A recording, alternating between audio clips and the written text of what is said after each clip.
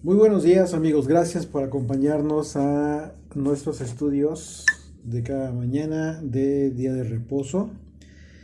Y bueno, como ustedes saben, estamos ya casi para terminar. Estamos en los últimos capítulos del libro de Éxodo y a partir del capítulo 36 el Señor ordena el inicio de todos los trabajos que con anterioridad ya le había anunciado a Moisés acerca del tabernáculo y de todos los elementos que lo integran. Por lo que vamos nosotros a hacer un recuento general en realidad, porque recordemos que a partir del capítulo 25 de Éxodo hemos llevado a cabo ya un análisis detallado de cada elemento que iba a constituir el tabernáculo, incluyendo el culto que lo realizarían los sacerdotes. Así es de que este recuento se lleva a cabo una vez que el pueblo pues ya trajo las ofrendas voluntarias que de corazón generoso el Señor puso en su corazón para que trajeran para la construcción del tabernáculo. Y es en ese sentido que al final se llevó a cabo un informe general de las cantidades que se gastaron en dicha obra tan importante. Así es de que por favor acompáñenme en sus Biblias al capítulo 36. Vamos a analizar y hacer un recuento general. Recordemos que todos estos elementos que vamos a ver ya los analizamos en su momento a partir del capítulo 25. Una vez más, se los comento para que si ustedes gustan checar los estudios, los análisis de estudios que hemos llevado a cabo a partir del capítulo 25, en donde el Señor ordenó a Moisés la forma en que se construiría el tabernáculo, los materiales que se ocuparían y todos los elementos, pues bueno, están a su disposición. Ahí están las grabaciones en audio, están en video también y algunas transcripciones que hemos estado realizando para que en su momento tengan ustedes la oportunidad de analizar con detalle cada elemento. Y porque sí es importante, si no lo han hecho, si no nos han acompañado, si no han tenido la oportunidad de estar con nosotros en los estudios anteriores, sí se los recomiendo para que tengan una idea de lo importante eh, de lo importante del análisis de cada elemento que constituyó el templo, el tabernáculo.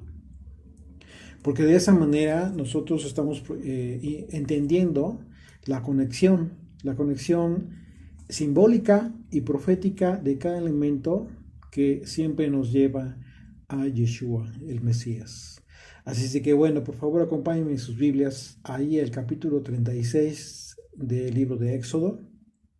Y vamos desde el versículo 1, vamos a leer, dice así pues, Bezaleel y Aholiab, y todo hombre sabio de corazón, a quien el Señor dio sabiduría e inteligencia para saber hacer toda la obra del servicio del santuario, harán todas las cosas que ha mandado el Señor. Y Moisés llamó a Bezaleel y a Aholiab, y todo varón sabio de corazón, en cuyo corazón había puesto el Señor sabiduría, todo hombre a quien su corazón le movió a venir a la obra para trabajar en ella. Recordemos que en el capítulo 31 de Éxodo se escribe que Dios llamó a Bezaleel por nombre, una expresión muy importante que significa designar por nombre en particular a una persona para un propósito específico, como en el caso en el que momento citamos a Ciro el persa. Recordemos que Dios escogió a Ciro como una sombra profética de Yeshua como un Mesías para liberar a los cautivos de Babilonia. Y el profeta Isaías describió esta expresión por parte de Dios justo con ese propósito. El hecho de que la escritura describa que Bezaleel y todos los varones que fueron llamados para colaborar en la construcción del tabernáculo, Dios puso sabiduría en sus corazones, así como fueron movidos en sus corazones para venir a trabajar en la obra del Señor. Es bien importante si consideramos que incluso todo esto bueno que hicieron los israelitas fue por causa de la voluntad de Dios. si lo analizamos y de acuerdo a las analogías que hemos estudiado relacionadas con todo lo que implicó el tabernáculo, si les decía que si lo analizamos y de acuerdo a las analogías que hemos estudiado relacionadas con todo lo que implicó el tabernáculo, estos varones que colaboraron con Bezaleel bien podrían representar a los apóstoles que a partir de Yeshua en primera instancia fueron enviados por el Maestro para iniciar con los trabajos de reconstrucción del tabernáculo, es decir, la reconstrucción del reino de Dios que a partir de Jesucristo se está reconstruyendo con todas estas piedras vivas del Israel, de todas las naciones del mundo. Y a partir de aquellos apóstoles es el Espíritu de Dios quien continúa llevando a cabo la complementación de la obra del Señor, y es el Espíritu del Señor el que continúa poniendo sabiduría en los corazones de muchos siervos hoy en día que con sinceridad colaboran en la reconstrucción del reino del Señor, lo cual es un gran honor y por supuesto es un gran privilegio. Ahí mismo en el versículo 3 dice, y tomaron delante de Moisés toda la ofrenda de los hijos de Israel, habían traído para la obra del servicio del santuario a fin de hacerla. Es decir, una vez que ya habían traído todas sus ofrendas hasta el momento en que dijeron hasta ya no traigan más, bueno, era porque ya tenían suficiente material para construcción, para iniciar todo este servicio, toda esta obra. Y ellos seguían trayendo ofrenda voluntaria cada mañana. Fíjense, dice tanto que vinieron todos los maestros que hacían toda la obra del santuario, cada uno de la obra que hacía, y hablaron a Moisés diciendo, el pueblo trae mucho, más de lo que se necesita para la obra que el Señor ha mandado que haga. Desde el capítulo 25, como lo hemos comentado, en el versículo 1, fíjense lo que dice la escritura. El Señor habló a Moisés diciendo, di a los hijos de Israel que tomen para mí ofrenda de todo varón que la die de su voluntad. De corazón tomaréis mi ofrenda. Y es bien interesante aquí los conceptos. Recordemos que también lo analizamos en su momento. La palabra ofrenda que se utiliza aquí es la palabra terumá en el hebreo y se traduce como un presente o un regalo que está por encima de muchas cosas o quizás de todo. La raíz de esta palabra hebrea es la palabra rum, que significa algo elevado o apartado, algo muy excelso, como una ofrenda excelsa. Y bueno, si podemos ver que hoy en día muchos siervos del Señor continúan colaborando en la reconstrucción del tabernáculo caído de David, entendiendo que hablamos del reino del Señor, entonces podemos ver la analogía de lo que se requiere para que el trabajo de esta reconstrucción cumpla su propósito divino. Esta analogía tendría que implicar la honestidad de los siervos que están siendo llamados por el mismo Espíritu de Dios para el trabajo en la obra. Esta honestidad necesariamente implica la honestidad tanto en el manejo de los dineros como en toda obra relacionada con los dineros. Estamos hablando de la honestidad y el valor para decir basta.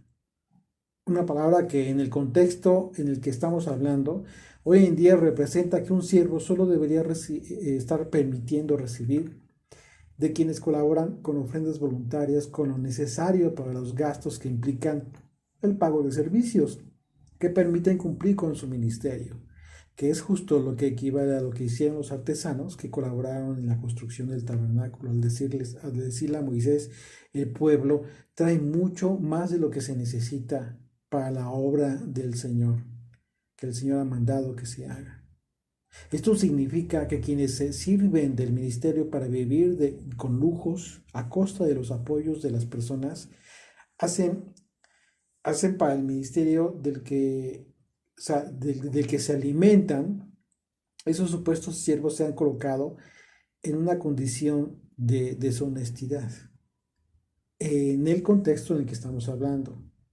No significa que se estén dedicando a robar a alguien más, no, sino que de una manera, como lo hemos visto, y ustedes ya lo saben, ustedes mismos lo han visto, han sido testigos de todo este manejo de manipulación que se ha llevado a cabo en mensajes supuestamente bíblicos en donde se manipula el tema de los diezmos, de las ofrendas, con todo el propósito de que la gente continúe llevando a cabo hasta cierto punto una carga que, de acuerdo a la escritura, para el tiempo de hoy, no debería ser, sino debería ser enfocada en un sentido distinto. Sí, manifestar gratitud, sí manifestar todo lo que representa una ofrenda, pero no bajo el contexto en el que algunos siervos lamentablemente lo manejan hoy en día. Y bueno, y no se diga de las personas que se sirven de esos apoyos de las personas para llevar a cabo incluso negocios. Llámesele como se llame, porque el problema está en el hecho de que han desviado los recursos que tienen un destino específico y lo han usado para otro. Entonces, ¿qué sucede? ¿Por qué sucede esto? Bueno, en realidad, esto sucede porque el creyente en ocasiones no analiza este tipo de cosas. Y en ocasiones hace bien, les voy a explicar por qué. Cuando el creyente se detiene demasiado en analizar el producto de o lo que van a hacer como muestra de su gratitud, entonces corre el riesgo, y es un riesgo, de comenzarse a negar a sí mismo esta bendición, porque el apoyar un ministerio pues, siempre es una bendición para quien lleva a cabo este apoyo, por supuesto, porque lo que Dios ve es el corazón de todas estas personas. ¿Qué es lo que sucede? ¿Cuál es el aspecto negativo de que el creyente no analiza todos estos detalles, estos aspectos? Bueno, pues es que se continúa con ese vicio que han generado estas personas que sin ningún tipo de problema continúan manipulando la escritura. Dijo el apóstol Pablo en su momento, trafican con la verdad. Ese es el problema. Entonces, tenemos que encontrar la balanza, ¿ok? O sea, es importante que el creyente no ponga tropiezo en su corazón para manifestar su gratitud.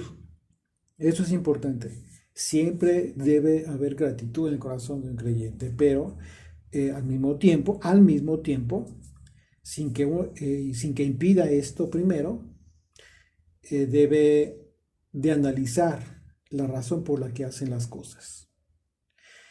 Y se van a dar cuenta que entonces van a comenzar a ver hacia los lados y se van a dar cuenta que hay mucha necesidad en muchos lugares en donde el creyente puede apoyar a personas y quizás tenga la oportunidad de apoyar a un ministerio del que se alimenta, porque también es bueno, porque de esa manera permite que todos los servicios gratuitos pues, continúen para muchas otras personas. Pero aquí vemos lo importante, lo relevante que es la honestidad de quienes están recibiendo ofrendas voluntarias, como en este caso. Fíjense a qué grado llegaron estos varones de decir, el pueblo trae mucho más de lo que se necesita para la obra que ha mandado el Señor que se haga. Entonces, si nosotros consideramos que tus apoyos, tu voluntad, tu gratitud, perdón, pues es con ese propósito, no te haría daño en un momento dado enterarte cómo es que vive la persona o a qué se dedica la persona que lleva aquel ministerio, aquel servicio que tú estás apoyando. Porque precisamente al final de este estudio se van a ustedes dar cuenta que la propia escritura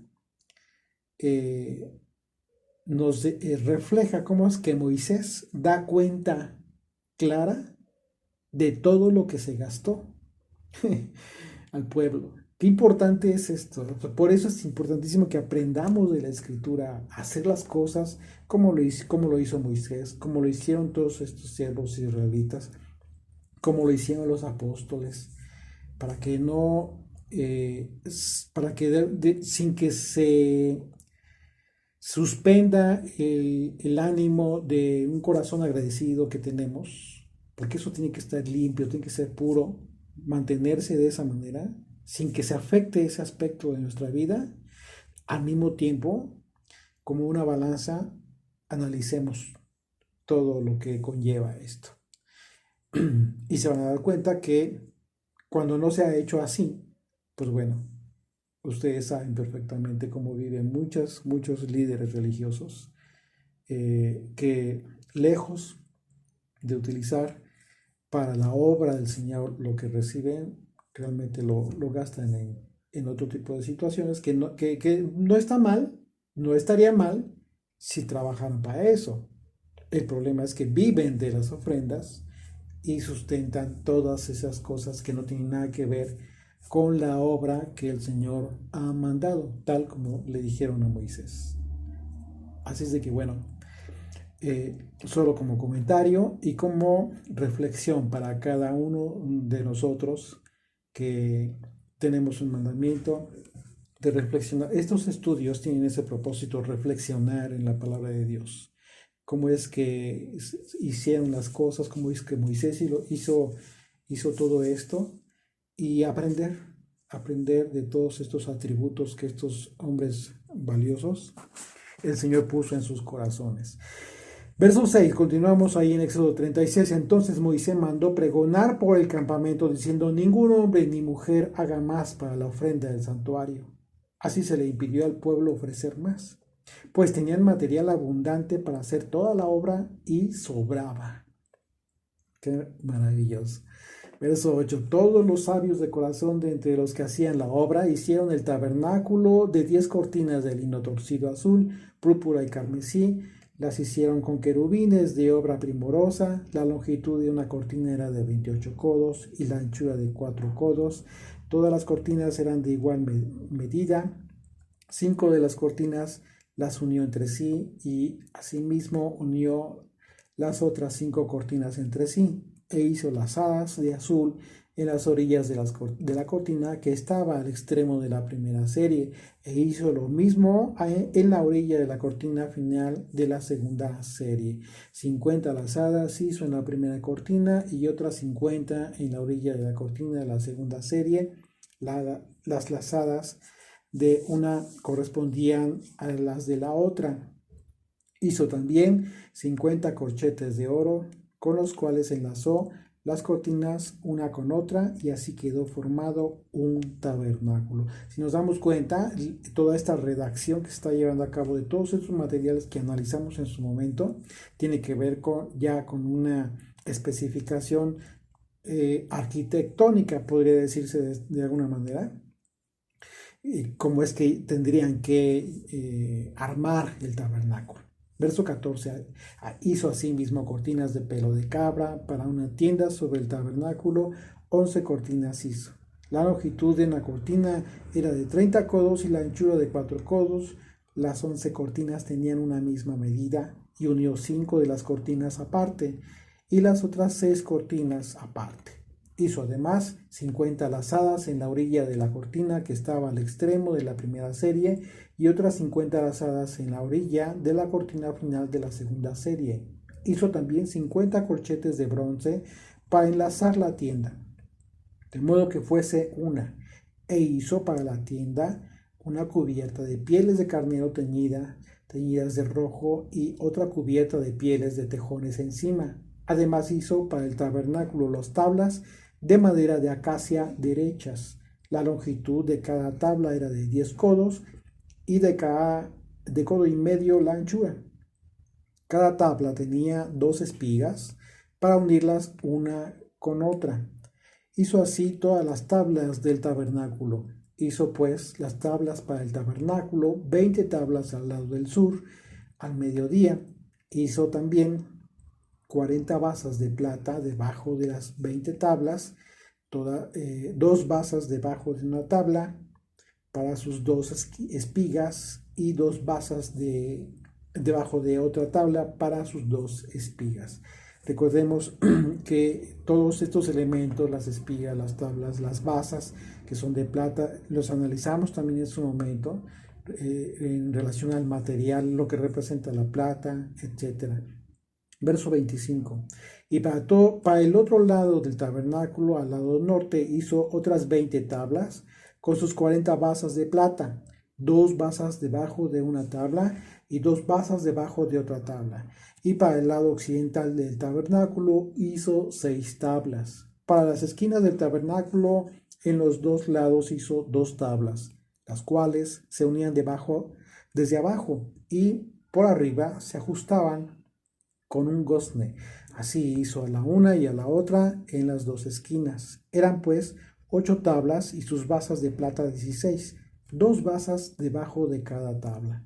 Hizo también las barras de madera de acacia, 5 para las tablas de una tabla de tabernáculo, 5 barras para las tablas del otro lado del tabernáculo y 5 barras para las tablas del lado posterior del tabernáculo hacia el occidente. E hizo que la barra de en medio pasase por en medio de las tablas de un extremo al otro, y cubrió de oro las tablas, e hizo de oro los anillos de ellas, por donde pasasen las barras. Cubrió también de oro las barras. Hizo asimismo el velo de azul, púrpura, carmesí y lino torcido. Lo hizo con querubines de obra primorosa. Y para él hizo 4 columnas de madera de acacia y las cubrió de oro, y sus capiteles eran de oro, y fundió para ellas 4 basas de plata. Hizo también el velo para la puerta del tabernáculo de azul, púrpura, carmesí y lino torcido, obra del recamador. Y sus 5 columnas con sus capiteles, y cubrió de oro los capiteles y las molduras, e hizo de bronce sus 5 basas. Todos estos elementos los analizamos con detalle en el capítulo 26 del libro de Éxodo, y algo de lo que comentamos fue que a menudo se ha tratado de imponer símbolos alegóricos determinados a los materiales con que fue creado el tabernáculo en el desierto, y aunque en ocasiones dichas alegorías suelen ser aspectos relacionados con el tabernáculo de Israel, con el pueblo de Israel, pues lo cierto es que el tabernáculo en su conjunto fue una sombra profética del tabernáculo celestial, del que habla la carta a los hebreos, y como lo describen los profetas y los apóstoles de Yeshua. En estos tiempos, Dios está reuniendo y afirmando aquel tabernáculo de David, que fue glorioso cuando el reino de Israel vivió su mejor tiempo en la historia. Por lo tanto, es imprescindible que enfoquemos nuestra atención en la función divina que ejercía el tabernáculo en el desierto. Eso es fundamental para que entonces nosotros podamos entender y comprender la promesa de restauración que nos ha sido entregada a través del Mesías, Yeshua, para poder comprender también la razón por la que Dios permitió que fuera quitado el templo de Jerusalén, como lo profetizó Jesucristo. Esto es toral. Una vez que en nuestra comprensión enlacemos el mandamiento de la construcción del tabernáculo y en su momento, cuando fue construido el templo, el primero y el segundo, que fueron destruidos, y la razón por la cual fue destruido este segundo templo de Jerusalén, después de la muerte de Jesucristo, vamos a hacer una conexión importantísima en nuestra comprensión acerca de lo que Dios quiere que hoy en día comprendamos y cómo asimilemos en nuestro entendimiento en lo que quiere el Señor, el culto que hoy en día quiere que le dediquemos en santificación, en consagración total. Y continuamos con el capítulo 37, desde el versículo 1, dice: hizo también Bezaleel el arca de madera de acacia. Su longitud era de 2 codos y medio, su anchura de codo y medio, y su altura de codo y medio. Y la cubrió de oro puro por dentro y por fuera, y le hizo una cornisa de oro en derredor. Además fundió para ella 4 anillos de oro a sus 4 esquinas, en un lado 2 anillos y en el otro lado 2 anillos. Hizo también varas de madera de acacia y las cubrió de oro, y metió las varas por los anillos a los lados del arca, para llevar el arca. Hizo asimismo el propiciatorio de oro puro, su longitud de 2 codos y medio y su anchura de codo y medio. Hizo también los 2 querubines de oro labrados a martillo en los 2 extremos del propiciatorio. Una vez más, les recuerdo, que todos estos elementos se vienen describiendo a partir del capítulo 25 del libro de Éxodo, y en su momento ya hicimos una reflexión de todos estos elementos, del arca del pacto, de los querubines, de la forma en cómo fue construido, de lo que representa el arca del pacto, la forma en cómo fue ordenado por Dios que se colocaran estos querubines, el propiciatorio y toda la implicación simbólica y profética hermosa, maravillosa que nos expropió. En fin, es importante que si ustedes lleven a cabo este análisis, les invitamos para que lo hagan. Les repito, están disponibles los estudios en audio, en video y por escrito en algunos. Y para que tengan una comprensión ya detallada de cada uno de estos elementos. Recordemos que aquí ya se hace una relatoría de todos estos elementos que ya habían sido descritos en su momento a Moisés. Aquí se está como que haciendo un recorrido simplemente de lo que ya se había dicho. Verso 8. Un querubín a un extremo y otro querubín al otro extremo de una pieza. Con el propiciatorio hizo los querubines a sus 2 extremos, y los querubines extendían sus alas por encima, cubriendo con sus alas el propiciatorio, y sus rostros, el uno frente al otro, miraban al propiciatorio. Esto lo analizamos en el capítulo 25 del libro de Éxodo. Y entendimos que todos estos elementos que se escriben tienen un simbolismo que trasciende a la fe de todo el pueblo de Israel hasta nuestros días. De manera que todos los elementos que se escriben son proféticos, y los profetas, a través de su mensaje a Israel, siempre expresaron el mensaje del Eterno usando estos simbolismos que de alguna manera fueron representados por todos estos elementos. Por eso es indispensable que, para profundizar cada vez más en el conocimiento de la Escritura, que conozcamos los elementos simbólicos que Dios usó de forma didáctica para enseñarle al pueblo, la forma en que se debía adorar al Señor. En el caso del Arca del Pacto y el lugar donde fue colocada, que fue el lugar santísimo, representa el lugar más íntimo del tabernáculo, como el lugar más íntimo para los hombres es su corazón. De modo que cuando nos enteramos que lo que fue colocado en el interior del arca pues fue la ley y las tablas de piedra, de inmediato entonces recordamos la profecía de Ezequiel acerca de la transformación de los corazones de piedra en corazones de carne, con un propósito de que la ley de Dios fuera escrita en la mente y en los corazones de todos nosotros. Qué maravillosa promesa que se está cumpliendo día con día con cada uno de nosotros que estamos integrando esta reconstrucción del reino del Señor. Verso 10, de ahí mismo de Éxodo 37, dice: hizo también la mesa de la madera de acacia, su longitud de 2 codos, su anchura de 1 codo, y de codo y medio su altura, y la cubrió de oro puro, y le hizo una cornisa de oro alrededor. Le hizo también una moldura de 1 palmo menor de anchura alrededor, e hizo en derredor de la moldura una cornisa de oro. Le hizo asimismo de fundición 4 anillos de oro, y los puso en las 4 esquinas, que correspondían a las 4 patas de ella. Debajo de la moldura estaban los anillos, con los cuales se metían las varas para llevar la mesa. E hizo las varas de madera de acacia para llevar la mesa, y las cubrió de oro.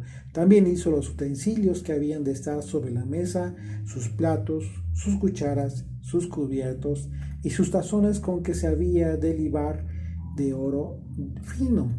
Esta fue la mesa de los panes y representa, bueno, la provisión material física que tiene el mundo, que es provista por Dios. Y es por eso que veremos que el mandamiento, pues era que jamás faltara el pan sobre esta mesa. El pan de la proposición consistía en 12 panes que eran renovados cada Shabbat, cada día de reposo. Estos panes que se sacaban eran considerados sagrados y solo los comían los sacerdotes en este lugar, en el lugar santo. Cada día de reposo eran sustituidos, pero eran comidos por los sacerdotes y se mantenían como recién hechos. Estos 12 panes representaban, por otro lado, pues una perpetua ofrenda de parte de las 12 tribus de Israel, en señal de gratitud a Dios por las bendiciones del Señor, las bendiciones que estaban recibiendo de parte de Dios. Pero en otro sentido, este pan también señalaba el pan que vendría del cielo. Este pan estaba representando a Yeshua como provisión espiritual, el alimento espiritual para todo Israel. Juan capítulo 6, de los versículos 47 al 51 dice: de cierto os digo, el que cree en mí tiene vida eterna. Yo soy el pan de vida. Estas palabras son de Jesucristo, Yeshua, el Mesías, que está hablando acerca de comer ¿qué? Su doctrina. Vuestros padres comieron, dice verso 49, vuestros padres comieron el maná en el desierto y murieron. Este es el pan que desciende del cielo. Cuando dice murieron, dice vuestros padres, se está refiriendo el Señor a aquellos que de alguna manera no pasaron a la tierra prometida, porque fue una sentencia que recibieron por parte de Dios por causa de su rebelión. Verso 50, ese es el pan que desciende del cielo, para que el que de él coma no muera. Yo soy el pan vivo que descendió del cielo. Si alguno comiere de este pan. Es decir, ¿qué es lo que está diciendo Yeshua? ¿Por qué habla de sí mismo como un pan que tienes que comer? Porque tienes que comer su enseñanza. Él está hablando de todo lo que él representa como el Mesías. El creer en él implica vivir bajo su instrucción, que es la instrucción del Padre, la ley de Moisés. De esa manera, entonces, tenemos que comer este pan, digerir su doctrina, la doctrina del Maestro. Verso 51 dice: vivirá para siempre, y el pan que yo daré es mi carne, la cual yo daré por la vida del mundo. Es decir, ¿qué fue lo que sucedió aquí? Está hablando de la cruz, está hablando del sacrificio para que en un momento dado nosotros no muriésemos. Él fue el Cordero que nos redimió a nosotros que éramos impuros. Y recordemos que este concepto de la redención del asno como mandamiento, ya lo vimos, ya lo analizamos también en el contexto del perdón que Dios concede al pueblo por causa de la rebelión del becerro de oro. Y por medio de la intercesión importantísima que hizo Moisés a fin de que el Señor no abandonara a su pueblo. Verso 17 de Éxodo 37 dice: hizo asimismo el candelero de oro puro, labrado a martillo, su pie, su caña, sus copas, sus manzanas y sus flores eran de lo mismo. De sus lados salían 6 brazos, 3 brazos de un lado del candelero y otros 3 brazos del lado del candelero. En un brazo 3 copas en forma de flor de almendro, una manzana y una flor. Y en otro brazo 3 copas en figura de flor de almendro, una manzana y una flor. Así en los 6 brazos que salían del candelero. Y en la caña del candelero había 4 copas en figura de flor de almendro, sus manzanas y sus flores. Y una manzana debajo de 2 brazos del mismo, y otra manzana debajo de otros 2 brazos del mismo, y otra manzana debajo de los otros 2 brazos del mismo, conforme a los 6 brazos que salían de él. Sus manzanas y sus brazos eran de lo mismo, Todo era una pieza labrada a martillo de oro puro.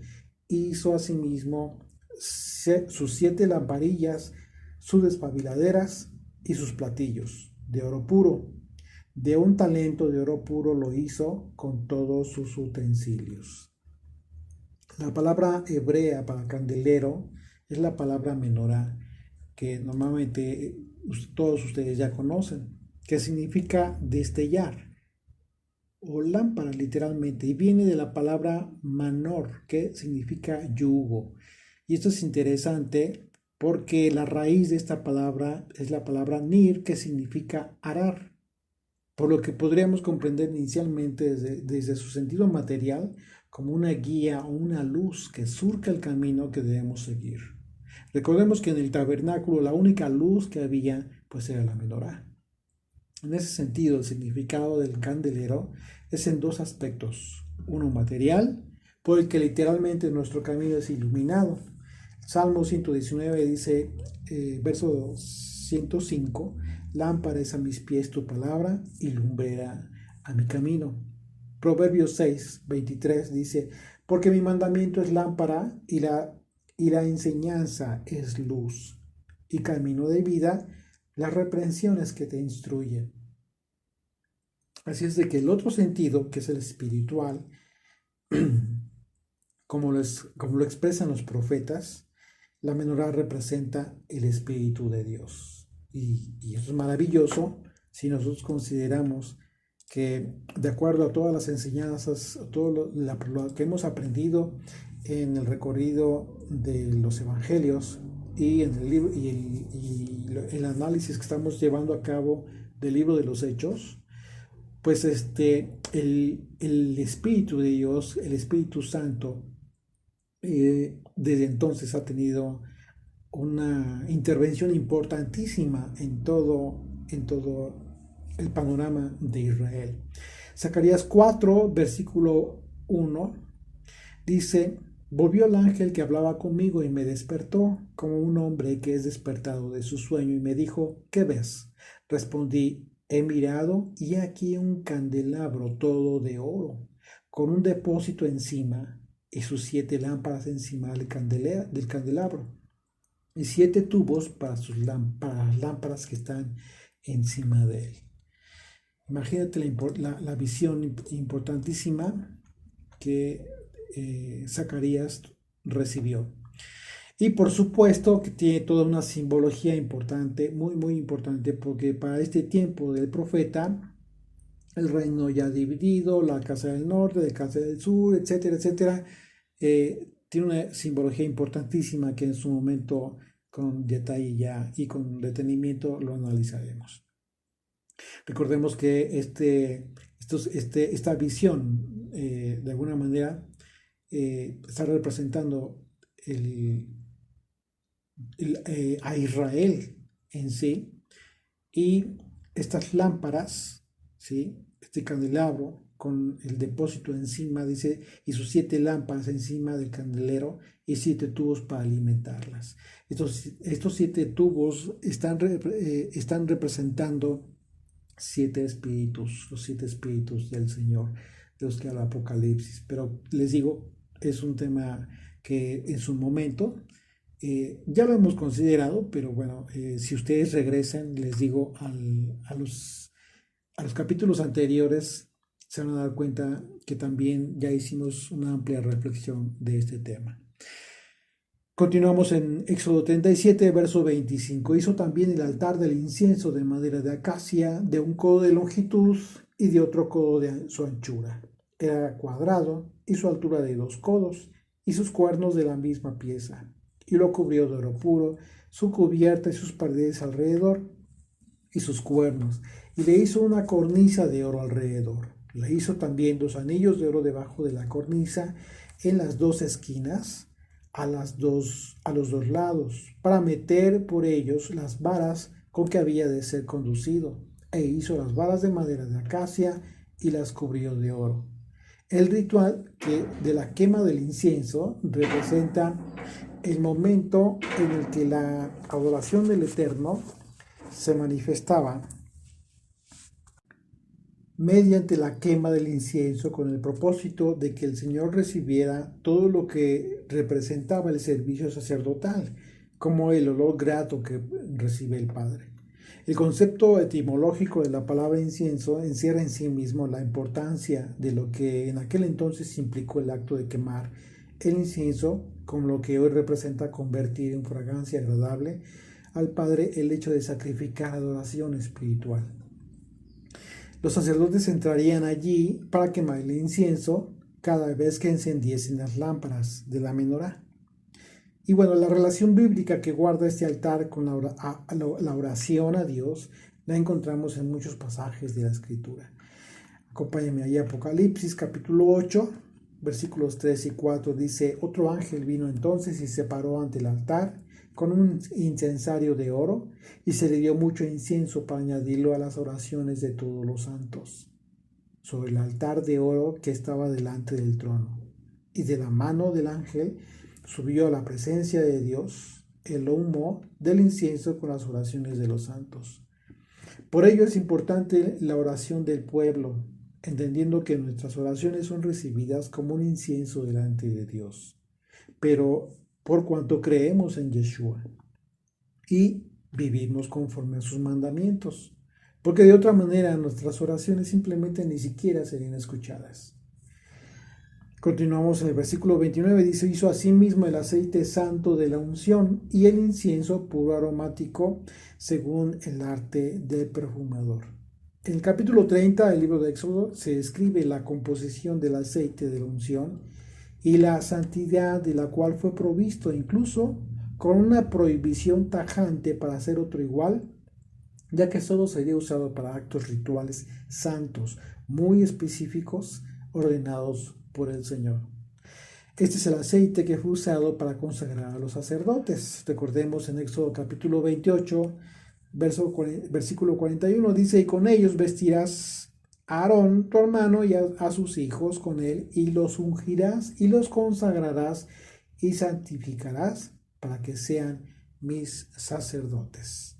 Así es de que ese aceite era muy importante y usado específicamente para estos actos. Hoy en día el pueblo de Israel es ungido por el Espíritu Santo. O sea, por eso tenemos que entender cómo es que lo que vemos en la Torah hoy aplica. Y mucho de esto que se hacía de forma ritual, tenemos que entenderlo en el sentido espiritual. Hoy el Espíritu Santo lleva a cabo esta unción al pueblo. Y por medio de ese ungimiento, nosotros recibimos el don del entendimiento de su palabra y su revelación. En otras ocasiones hemos hablado del hecho de que solo es el Espíritu de Dios el que hoy unge a quien a él le place, pero no un líder religioso. Primera de Juan, capítulo 2, versículo 20, dice: pero vosotros tenéis la unción del Santo y conocéis todas las cosas. Verso 27, pero la unción que vosotros recibisteis de él permanece en vosotros y no tenéis necesidad de que nadie os enseñe. Porque habla de la enseñanza en relación a la unción. Bueno, como acabamos de decir, específicamente lo que hoy sucede con el Espíritu Santo es precisamente eso, que a través de esta unción tenemos quien la recibe de parte del Espíritu de Dios, recibe a sí mismo la revelación de su palabra, el entendimiento, la comprensión, pero esta va ligada obviamente a la enseñanza. Por eso dice: y no tenéis necesidad de que nadie os enseñe. ¿Ok? ¿Por qué? Porque en el momento que lees y tratas de aprender las palabras de Yeshua, es el Espíritu de Dios el que te hace comprender. Esta es la unción. Así como la unción misma que dice: os enseña todas las cosas y es verdadera y no es mentira, según ella os ha enseñado, permaneced en él. Ya te diste cuenta, va ligada la acción del Espíritu Santo en las personas con la enseñanza de Jesucristo. Todo aquel que no permanece en la enseñanza del Hijo de Dios no tiene la comprensión correcta, que no depende de la inteligencia de absolutamente nadie, sino de una capacidad que sobrenaturalmente el Espíritu Santo le da a aquel que permanece en la verdad de Yeshua. Por otro lado, la composición del incienso se describe a partir del versículo 34 de Éxodo capítulo 30. Dijo además el Señor a Moisés: toma especies aromáticas, estacte y uña aromática, gálbano aromático e incienso puro, de todo en igual peso, y harás de ello el incienso, un perfume según el arte del perfumador, bien mezclado, puro y santo. Dice la escritura que debía ser bien mezclado. Es muy interesante el hecho de que se traían brasas encendidas del altar del holocausto para quemar el incienso en el altar interior. Refleja pues el acto de una reconciliación que debe tener todo aquel que rinde culto al Señor. Dice el texto que se debía moler un poco de polvo fino del incienso delante del testimonio y de las escrituras.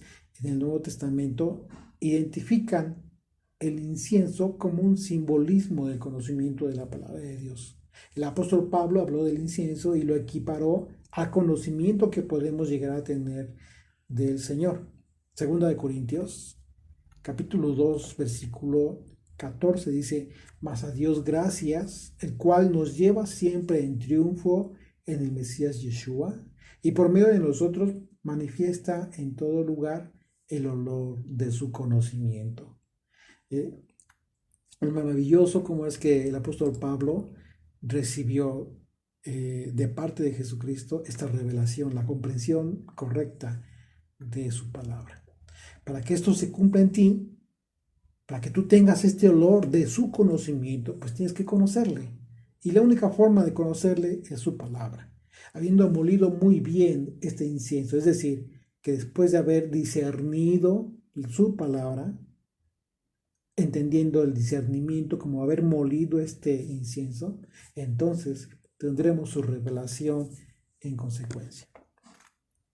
Y continuamos con el capítulo 38, versículo 1, dice: igualmente hizo de madera de acacia el altar del holocausto, su longitud de 5 codos y su anchura de otros 5 codos, cuadrado y de 3 codos de altura, e hizo sus cuernos a sus 4 esquinas, los cuales eran de la misma pieza, y los cubrió de bronce. Hizo asimismo todos los utensilios del altar: calderos, tenazas, tazones, garfios y palas. Todos los utensilios los hizo de bronce, e hizo para el altar un enrejado de bronce de obra de rejilla que puso por debajo de su cerco hasta la mitad del altar. También fundió 4 anillos a los 4 extremos del enrejado de bronce para meter las varas, e hizo las varas de madera de acacia y las cubrió de bronce, y metió las varas por los anillos a los lados del altar para llevarlo con ellas. Hueco lo hizo de tablas. En el capítulo 27 de Éxodo analizamos la descripción que se hace del altar de madera y de acacia, que es donde se llevaban a cabo los sacrificios. Este altar fue el lugar en donde el propósito del sistema sacrificial se cumplía. Cumplía la sombra profética del sacrificio perfecto a cargo de Yeshua. Y es por ello que este altar representa la sombra profética del holocausto que ofrece Yeshua para expiación de los pecados del mundo. Así que el altar junto con el lavacro fueron los símbolos que precedían a la comunión espiritual y a la íntima relación con Dios que nos dio el sacrificio del Hijo de Dios. Por lo tanto, una vez más, Yeshua fue el autor de la expiación que nos dio libre acceso al Padre, ya no por intermediarios, que en su momento fueron los sacerdotes, ni por más sacrificios, ni por más lavados rituales, porque el sacrificio de Yeshua fue perfecto, que cumplió todo este ritual para los que decidan conservar esa salvación por la expiación a través de la transformación de sus vidas.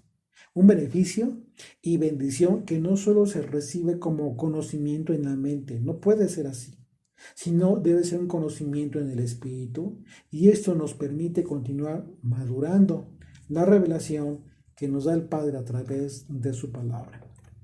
Verso 8, ahí de Éxodo 38 dice, también hizo la fuente de bronce y sus basas de bronce de los espejos de las mujeres que lavaban a la puerta del tabernáculo que velaban a la puerta del tabernáculo de reunión. Para la fabricación de la pila de bronce, las mujeres habían traído sus espejos de bronce. La palabra de Dios, en un sentido figurado, como lo analizamos en su momento, como los espejos, refleja la condición en que se encuentra cada persona que con sinceridad decide conocer a Dios a través de su palabra. Lo que nos sana, lo que nos cura, lo que nos da alivio de la escritura es precisamente la posibilidad de ver lo que está mal en nosotros. Sin embargo, si cada vez que leemos las escrituras consideramos que estamos justificados, pues de nada nos sirve, porque el aspecto espiritual de la Biblia no surte efecto en una persona que se niega a aceptar la condición en la que se encuentra. La pila de bronce, la pila donde se lavaban los sacerdotes era de este material. Y recordemos que el bronce pues también representa juicio. Y por ello, como una analogía, estaba representando la ley de Dios. Que en el momento en que alguien se entera de que está en pecado, pues esa ley le mata la parte que nosotros no nos sirve. Es decir, esto que debemos evitar, sacar de nuestras vidas. Aquellos que debemos, aquellas cosas que nosotros debemos ya eliminar de nuestra vida. La condición en que se encuentra cada persona no debe ser oculta para la persona misma, sino que con toda sinceridad, cada quien debe reconocer ante Dios y ante su palabra la condición en que se encuentra cada quien. Eso sí es lo que edifica. Entonces, cuando nosotros nos disponemos con esta actitud, entonces la palabra de Dios, que es espiritual, cumple el propósito espiritual en las personas.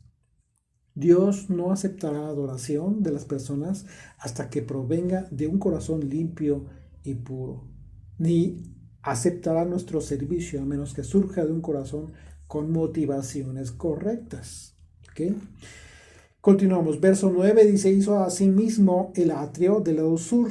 Al mediodía las cortinas del atrio eran de 100 codos de lino torcido, sus columnas eran 20, con sus 20 basas de bronce, los capiteles de las columnas y sus molduras de plata, y del lado norte cortinas de 100 codos, sus columnas 20, con sus 20 basas de bronce, los capiteles de las columnas y sus molduras de plata. Del lado del occidente, cortinas de 50 codos, sus columnas 10 y sus 10 basas, los capiteles de las columnas y sus molduras de plata. Del lado oriental al este, cortinas de 50 codos, a un lado cortinas de 15 codos, sus 3 columnas y sus 3 basas. Al otro lado, de uno y otro lado de la puerta del atrio, cortinas de 15 codos, con sus 3 columnas y sus 3 basas. Todas las cortinas del atrio alrededor eran de lino torcido. Las basas de las columnas eran de bronce, los capiteles de las columnas y sus molduras de plata, asimismo las cubiertas de las cabezas de ellas de plata.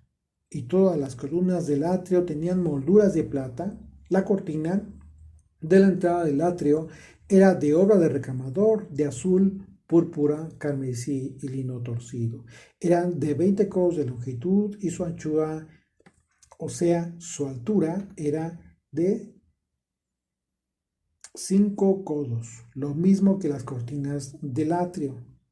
Verso 19. Sus columnas eran 4, con sus 4 basas de bronce y sus capiteles de plata, y las cubiertas de los capiteles de ellas y sus molduras de plata. Todas las estacas del tabernáculo y del atrio alrededor eran de bronce. En total, habría 3 cortinas. Ustedes recordarán, 3 cortinas en total que dividían el santuario, y esta división representaba determinada santidad que correspondía a la posibilidad de quienes podrían ingresar a cada sección.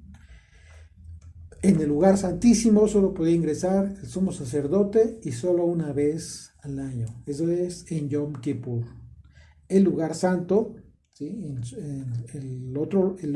La otra sección era el lugar santo, en donde solo los sacerdotes podían ingresar a realizar el servicio de adoración. Y finalmente los atrios, en donde podía ingresar cualquier persona siempre y cuando se encontraran ritualmente puros, purificados. La división del tabernáculo nos indica claramente que la nación no podría venir directamente a la presencia de Dios hasta el momento en que el pecado, que es la razón que separa al hombre de Dios, fuera quitado por causa de la expiación. Pero esto nunca sucedió de forma definitiva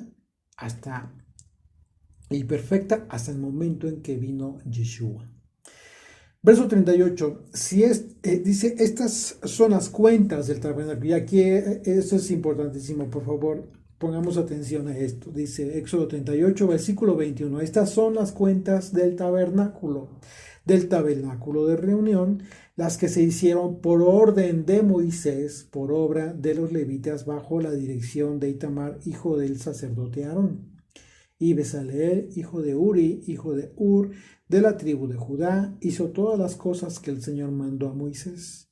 Y con él estaba Aholiab, hijo de Isamac, de la tribu de Dan, artífice, diseñador y recamador en azul, púrpura, carmesí y lino fino.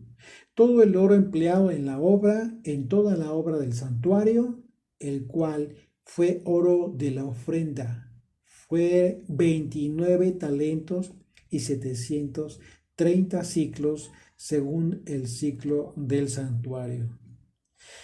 Moisés ordenó rendir cuentas ante todo el pueblo de cómo se habían utilizado las ofrendas que tuvieron el propósito de la construcción del tabernáculo y todos sus elementos. Esto nos enseña el principio de la honestidad con que todos los servidores del Señor, todos los siervos de Dios, se manifestaron ante el pueblo desde que pidieron que ya no llevaran más ofrendas porque ya era suficiente. Recordemos lo que escribió Lucas capítulo 16, verso 10. Dice del 10 al 12, el que es fiel en lo muy poco, también en lo más es fiel. Y el que en lo muy poco es injusto, también en lo más es injusto. Pues si en las riquezas injustas no fuisteis fieles, ¿quién os confiará lo verdadero? Y si en lo ajeno no fuisteis fieles, ¿quién os dará lo que es vuestro? Qué importantes palabras del Señor en relación a la honestidad y a la forma en cómo nos conducimos, sin importar cuánto se nos haya dado en administración de bienes. Tenemos que hacer lo correcto siempre. Verso 25, y la plata de los empadronados de la congregación fue 100 talentos y 1775 ciclos según el ciclo del santuario. Si ustedes se acuerdan, también previamente vimos cómo es que el Señor dio el mandamiento de redención. Este es aquel censo que se llevó a cabo de todos los varones arriba de 20 años y que tenían que cumplir con una ofrenda, aunque era menor, era pequeña. Aquí se está dando cuenta incluso de estos ciclos. Esto hace alusión a este primer censo de los hijos de Israel, el censo que se realizaba mediante la entrega de medio ciclo de plata por cada censado. El producto de la plata de dicho caso, en este caso, fue consagrado a la obra que se describe en los versículos 27 y 28 de este capítulo. Bien, más adelante, ahorita lo vamos a ver, dice verso 26, medio ciclo por cabeza, según el ciclo del santuario, a todos los que pasaron por el censo, de edad de 20 años arriba, que fueron 703,550. Hubo además 100 talentos de plata para fundir las basas del santuario y las basas del velo. En 100 basas, 100 talentos a talento por basa, y de los 1775 siclos hizo los capiteles de las columnas, y cubrió los capiteles de ellas, y las ciñó. El bronce ofrendado fue 70 talentos y 2400 siclos, del cual fueron hechas las basas de las puertas del tabernáculo de reunión y el altar de bronce y su enrejado de bronce y todos los utensilios del altar, las basas del atrio alrededor, las basas de la puerta del atrio y todas las estacas del tabernáculo y todas las estacas del atrio alrededor. La plata, recordemos que era el material más pesado del tabernáculo y representaba la redención y la misericordia. Y es interesante destacar que el cobre o el bronce tenía menos peso que la plata. El cobre representa el juicio y la justicia. Esto nos enseña que la misericordia del Eterno supera su juicio, como está escrito en la carta a los Romanos, capítulo 5, versículo 20, dice: pero la ley se introdujo para que el pecado abundase, mas cuando el pecado abundó, sobreabundó la gracia. La plata y el cobre fueron materiales que constituyeron el fundamento del tabernáculo. Fíjense qué interesante. Pero la plata fue el elemento que representó la redención y la misericordia del Eterno. En la tienda de reunión había 100 basas de plata que hablan de la misericordia del Eterno, y en las 60 basas de los pilares del atrio hay cobre que hablan de la justicia del Señor. Las 4 columnas que sostenían el velo entre el lugar santo y el santísimo fueron cubiertas de oro y sus basas eran de plata. Las 5 columnas que estaban en la entrada del tabernáculo, que sujetaban la pantalla que dividía entre el atrio y el lugar santo, pues estaban cubiertas de oro y sus basas eran de cobre. El fundamento del atrio era de cobre. El fundamento del lugar santo era de cobre y plata, y el fundamento del lugar santísimo era de plata. En los pilares del atrio, que estaban hechos de cobre, también había elementos de plata. Y bueno, esto nos habla de que el Eterno muestra su misericordia en medio del juicio. Qué importante es considerar en su contexto correcto cada material, cada elemento y su propósito divino.